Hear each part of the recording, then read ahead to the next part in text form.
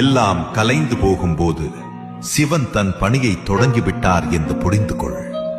உறவுகள் விலக, கனவுகள் சிதற, இறைவன் செவிசாய்க்காதது போல் தோன்றும்.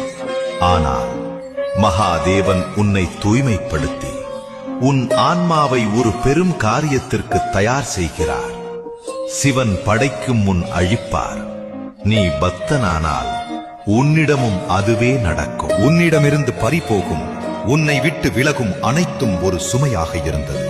சிவன் தானே அகற்றுகிறார். அவர் உன் மடியை காலி செய்கிறார். அதில் ஆசீர்வாதங்களை நிரப்புவதற்காக. எல்லாம் முடிந்து கொண்டிருக்கும் போது பயப்படாதே. ஏனென்றால் சிவன் ஒருபோதும் உடைக்காமல் உருவாக்குவதில்லை. அவர் உன்னிடமிருந்து எதை பறிக்கிறாரோ உண்மையில் நீ கேட்கக்கூட முடியாத விஷயங்களை உனக்கு கொடுக்கப் போகிறார். நீ சிவன் மீது நம்பிக்கை வைத்தால் நீ இழக்க மாட்டாய். நீ சிவன்மயமாகி விடுவாய்.